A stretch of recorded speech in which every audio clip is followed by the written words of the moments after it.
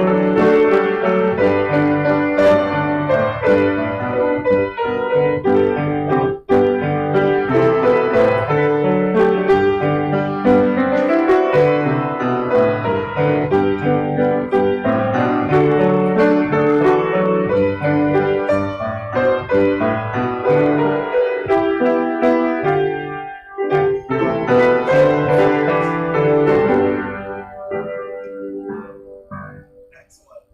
Pick another one. We've got a minute or two. Where are you? Which one? Oh, number, okay, 6. I mean, I don't care. Yeah, no, that's a good one. I don't know.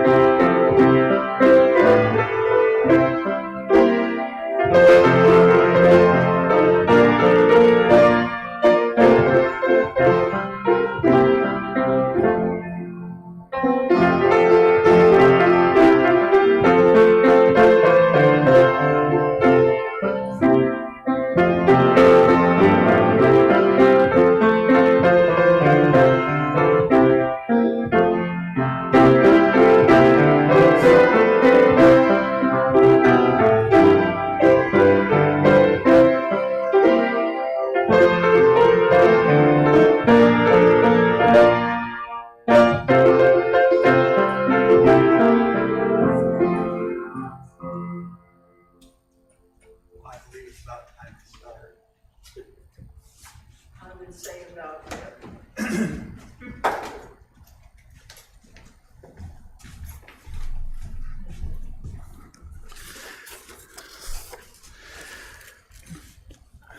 We have about 3 different clocks telling us 3 different times, but I believe it's time to begin.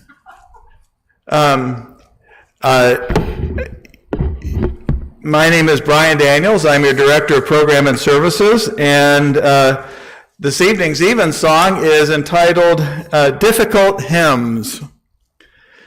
Back in March, when I thought that we'd be able to sing by now, I planned out a program for what I was going to call a summer choir.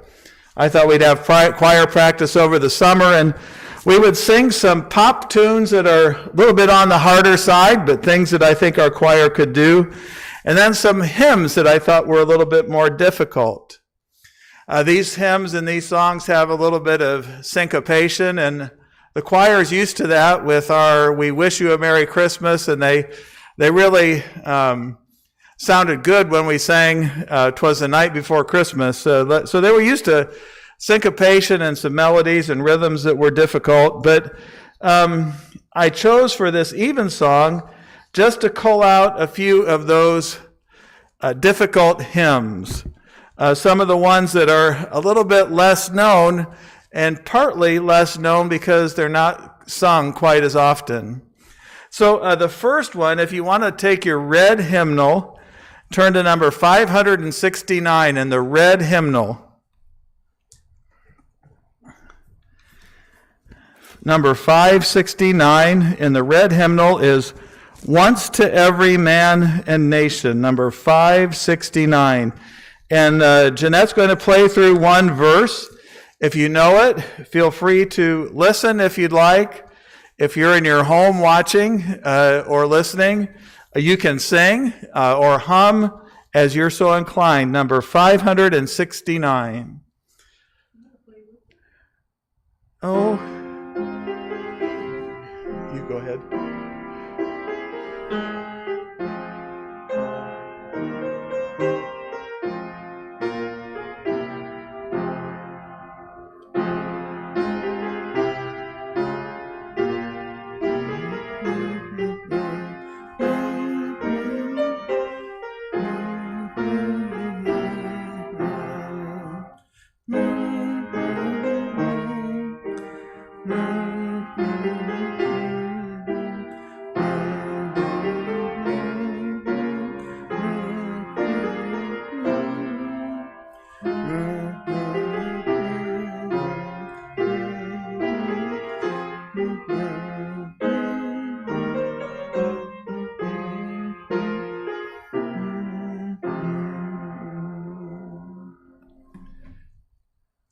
If you have your hymnal, you can see below the title that the hymn tune itself is actually called Ebenezer.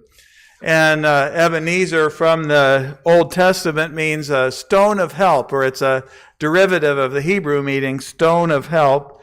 And that idea of Ebenezer comes from 1 Samuel, several places in 1 Samuel. And it was where a monument was risen to remember God's help.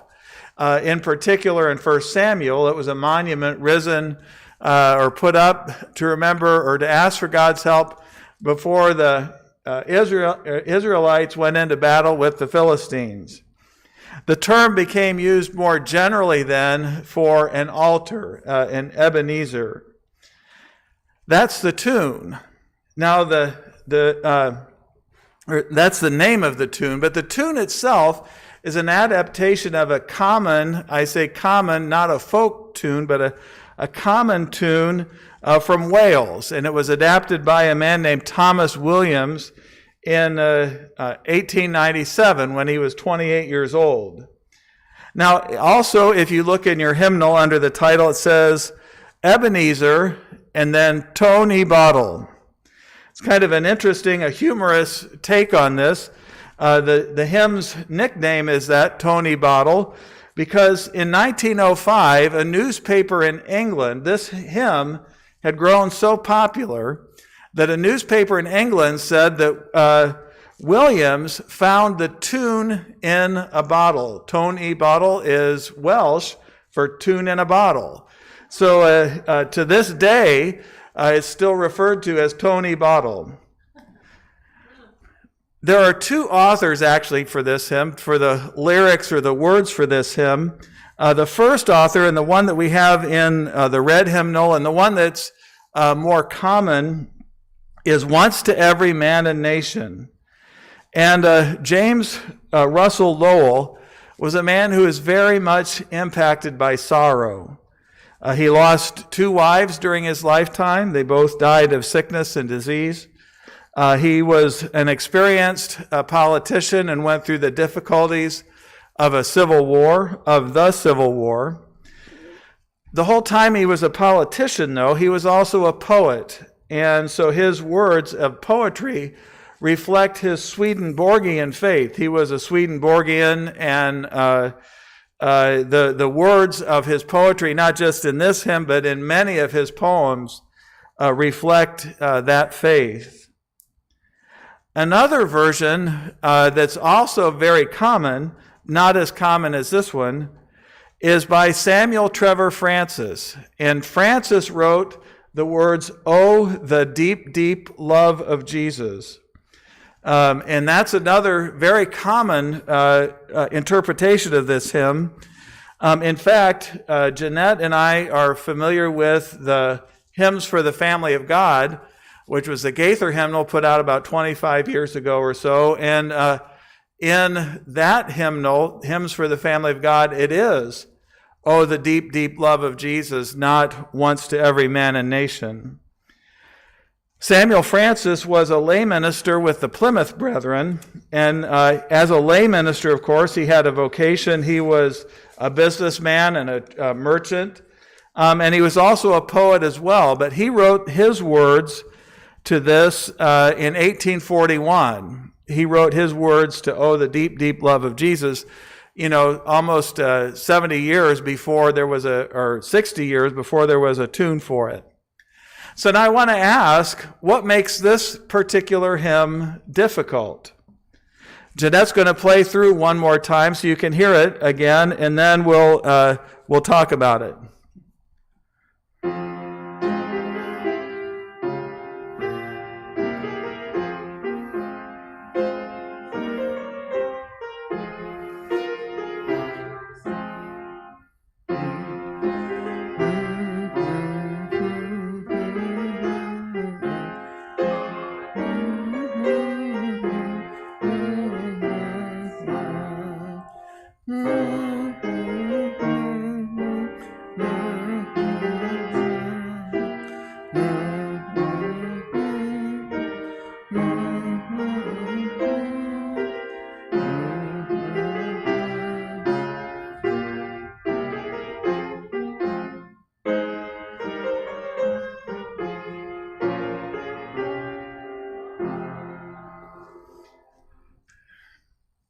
Well, one of the difficulties with this tune is that it's in a fairly minor key.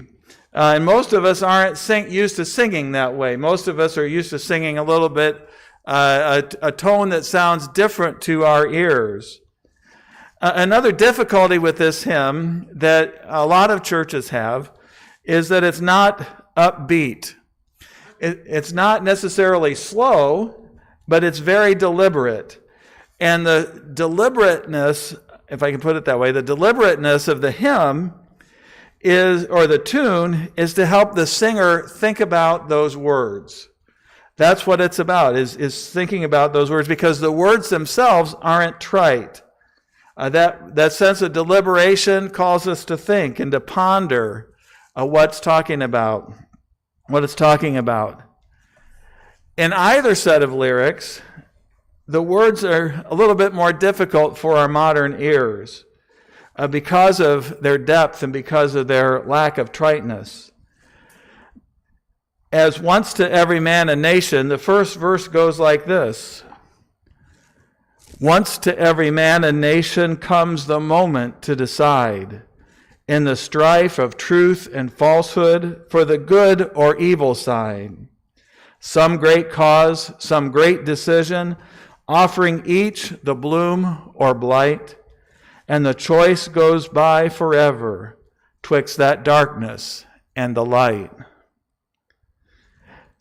Francis's words to this first verse are a little more personal, but they reflect again a depth of faith. Oh, the deep, deep love of Jesus, vast, unmeasured, boundless, free, rolling as a mighty ocean in its fullness over me.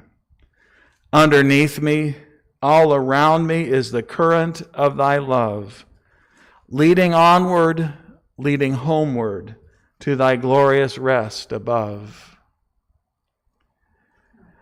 The second difficult hymn we're going to look at is in the blue hymnal, number 150, number 150, Wonderful Grace of Jesus. This is a well-known hymn by a lot of people, number 150 in the blue hymnal, Wonderful Grace of Jesus. And you can hum along as you'd like as Jeanette plays. And then if you're able to hum in parts, I encourage you to hum in parts on the refrain.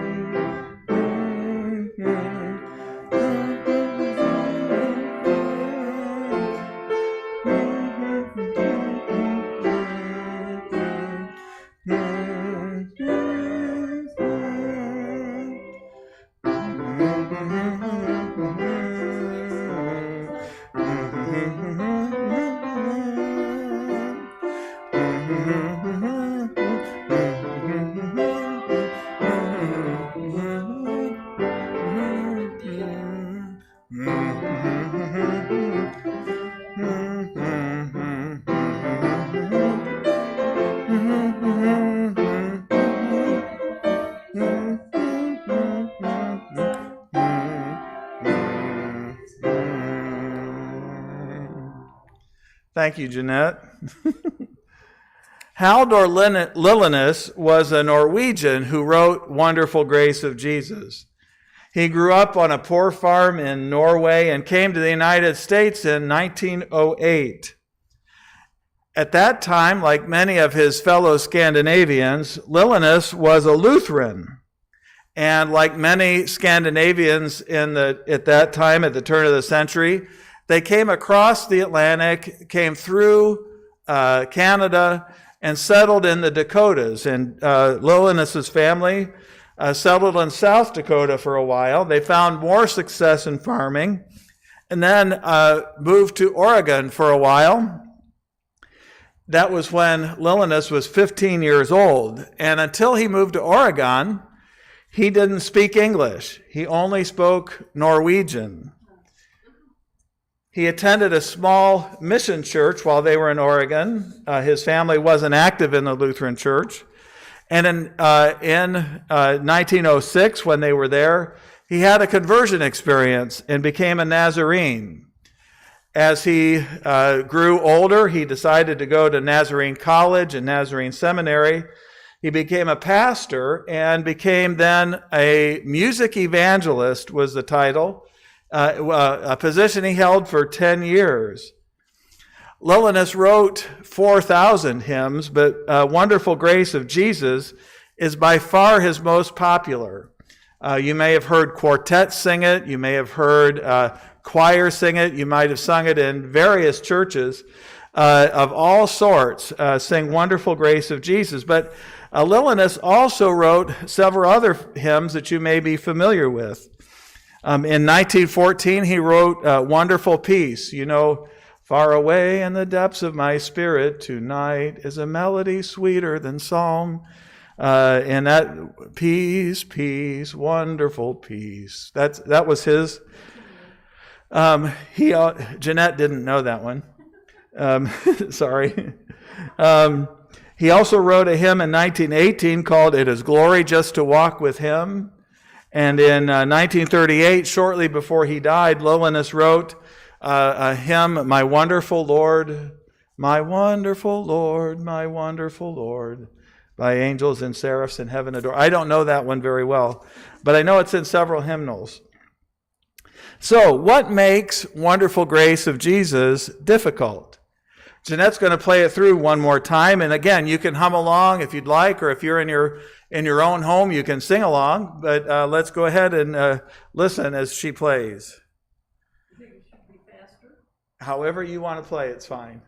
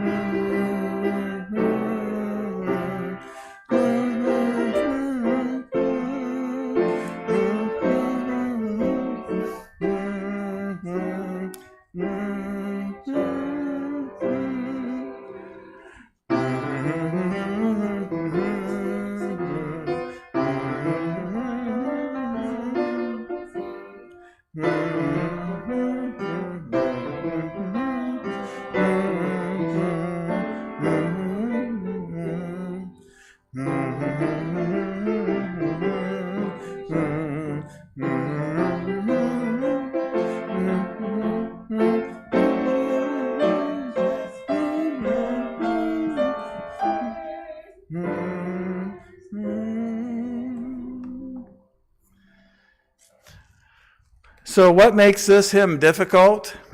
Well, if you're a pianist, you know.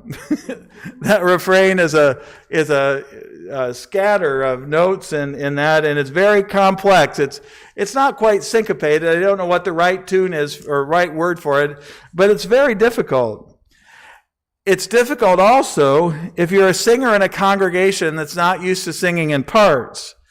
The verse is in a 4-part harmony. Everybody's singing together. But the refrain leads or depends on the male voices, the tenors and the basses.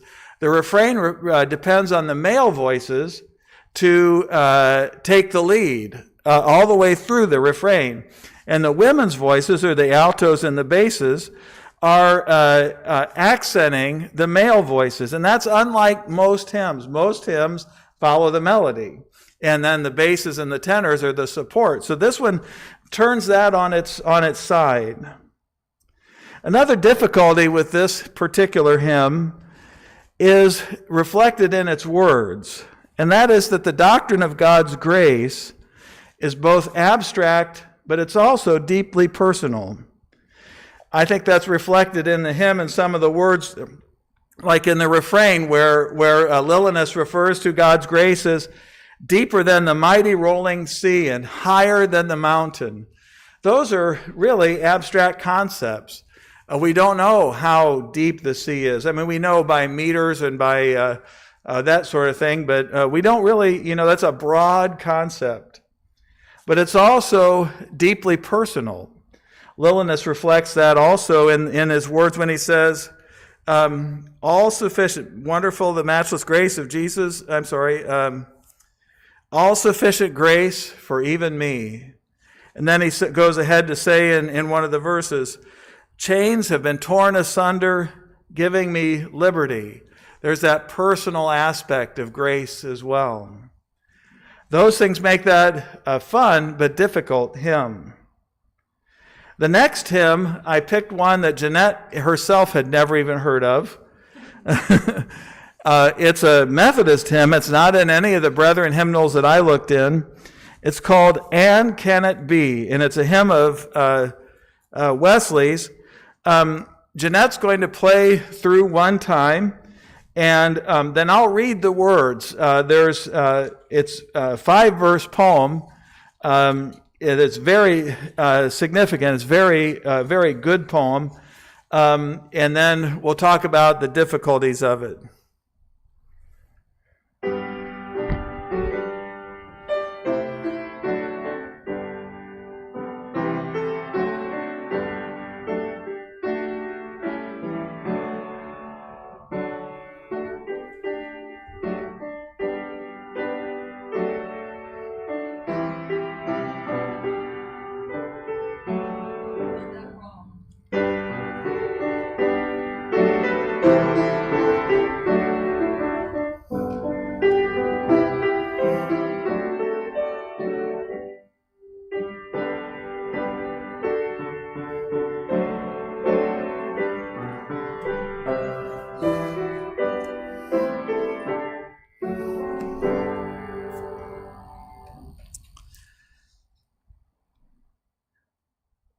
The words to that hymn are like this.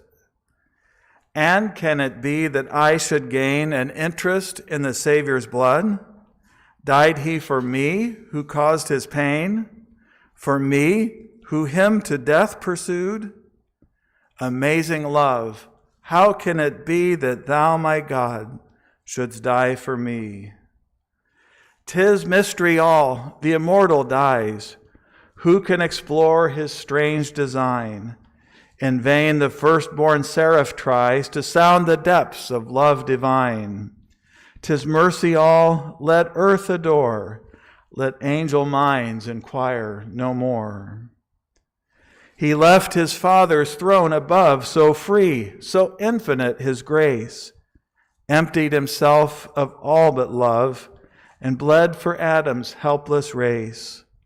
'Tis mercy all, immense and free, for, oh my God, it found out me. Long my imprisoned spirit lay, fast bound in sin and nature's night. Thine eye diffused a quickening ray. I woke, the dungeon flamed with light. My chains fell off, my heart was free. I rose, went forth, and followed thee. No condemnation now I dread. Jesus and all in him is mine. Alive in him my living head, and clothed in righteousness divine. Bold I approach the eternal throne, and claim the crown through Christ my own.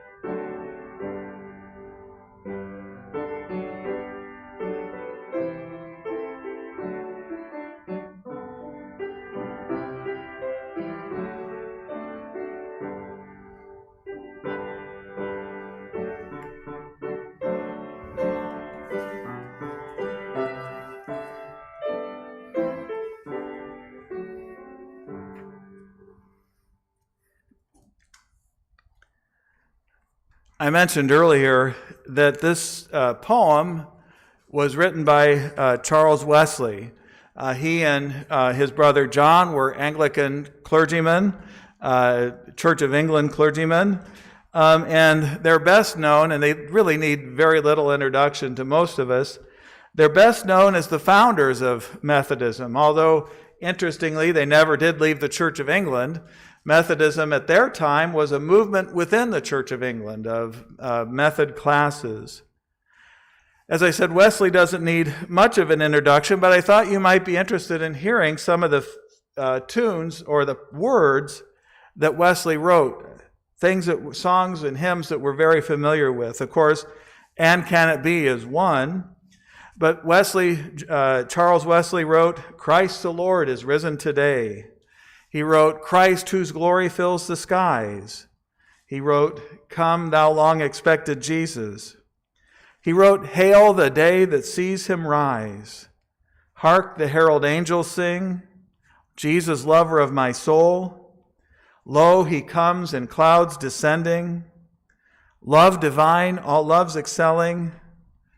Oh, for 1,000 tongues to sing and rejoice, the Lord is King." So why is this hymn difficult? Well, first of all, it's a very high church style hymn. When I play it, I feel like I have to straighten my back, and I noticed Jeanette was doing that too. She just stiffened her back right up because it has a very formal air to it, just the way it's played and the way it's sung. And it's well suited for a choir. In fact, you may hear a choir singing this rather than a congregation. It's also like Wonderful Grace of Jesus, sung in parts. Not as complex as Wonderful Grace of Jesus, but again, for a congregation that's not used to singing in parts, it can be an adaptation. The third thing that makes this hymn particularly difficult is that the words are very personal. When you read the poetry of those verses, it puts each singer into the spot of the person who wrote the hymn, each person in that place. The questions, died he for me who caused his pain, for me whom him to death pursued? Then I particularly like the third verse. Long my imprisoned spirit lay, fast bound in sin and nature's night. Thine eye diffused a quickening ray. I woke, the dungeon flamed with light. My chains fell off, my heart was free. I rose, went forth, and followed thee. Just a powerful words. Our last difficult hymn today is in the blue hymnal, number 579. And if you haven't sung this particular hymn, I hope you might pick it up. Lift every voice and sing. And Jeanette, let's listen as Jeanette plays it through.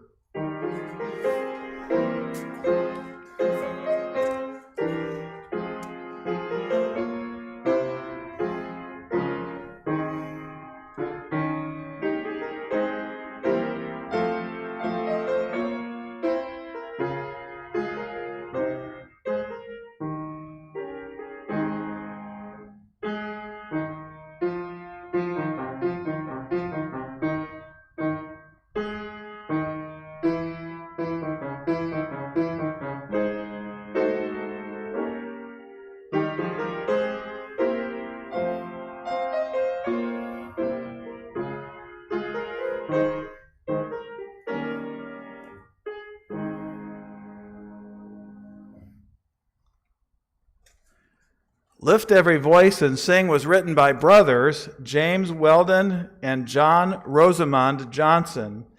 And it was written in 1905 for Abraham Lincoln's birthday.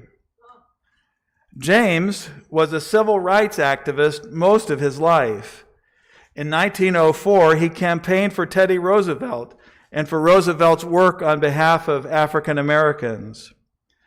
Because of his loyalty and his work for Roosevelt, in 1905, he was appointed U.S. consul to Venezuela, and then after serving a term there, he went to Nicaragua, and he held that position as consul until 1913. When he came back to the States, he became actively involved in the organization of the NAACP,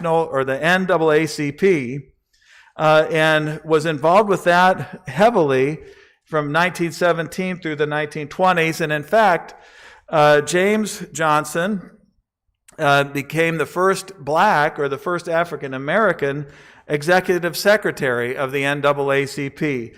Prior to that, it had been organized and set up by whites, and they held the leadership position, and there's James Johnson coming along as the first African American in that position.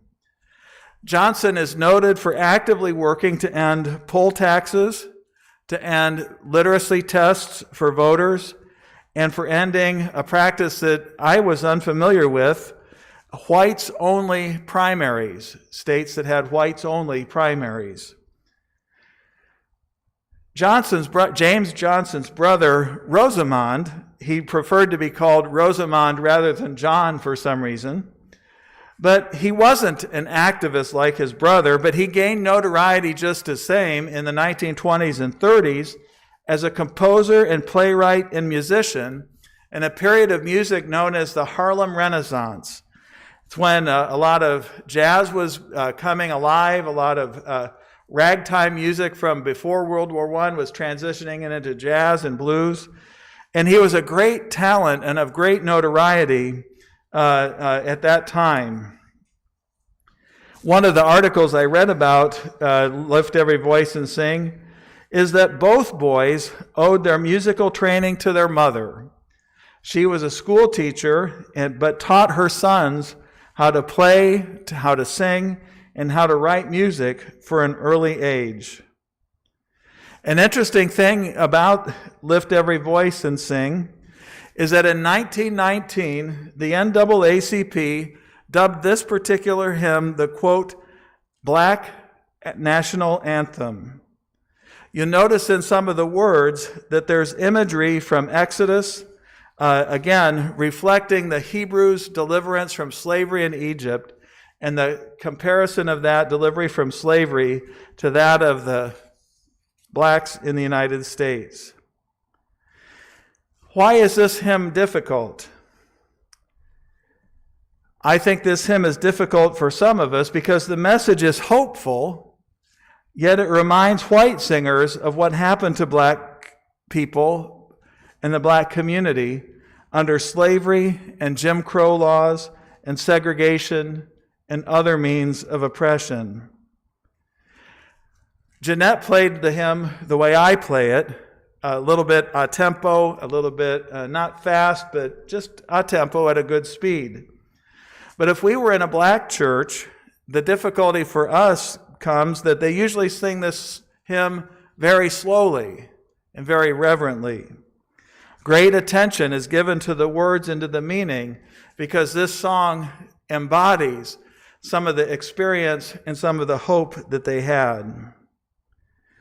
Musically, it's difficult because it has a lot of room for free form. It makes it tricky to play. There are triplets and accidentals all through the hymn, and those things contribute to the uniqueness of the hymn's cultural identity. Before Jeanette plays through that hymn one last time and we close, I'd like to read the second verse for you. Stony the road we trod, bitter the chastening rod, felt in the days when hope unborn had died.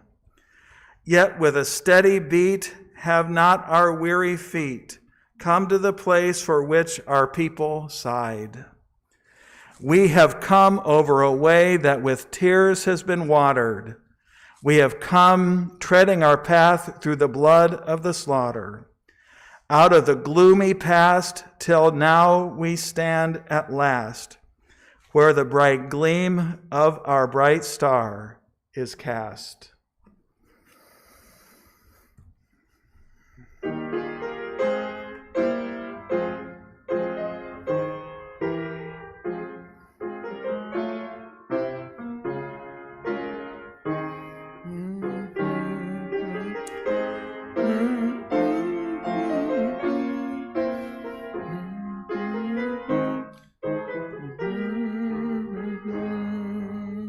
Sing a song full of the dark that has taught us. Sing a song full of the hope that the present has brought us. Facing the rising sun of our new day begun, let us march on till the victory is won.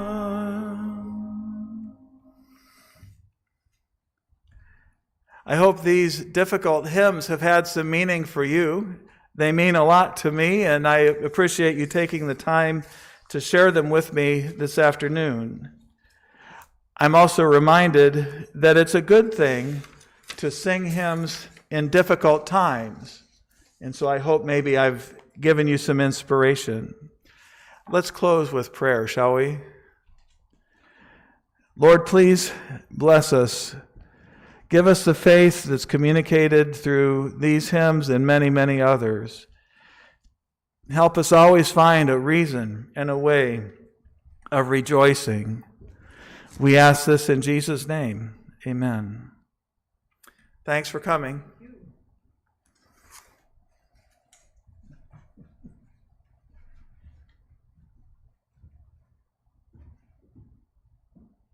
I've always wondered if I could do this. It doesn't work. Doesn't work. Thank you very much. Well done. Well, thank you, man. Very done. Well, thank you. Yes, she did a good job. I appreciate it. You needed a major contribution. Well, thanks. I thought maybe Dorothy, was she here? Dorothy's here, yeah. Okay. Thought maybe I'd give her the program and she could. Oh, yeah. I'm sure there are words. She might have been reading words. Dorothy. Dorothy, Yes. Would you like to have a copy? would you like to have a copy of this so you could read maybe some stuff you might have missed? I don't think, no, Greg. Why did you wear a mask? It says right there, no mask needed. I could have heard you. Here's the, About this mask. Why is it that- that people, that rule applies to people who live here. I am a person that works here, so I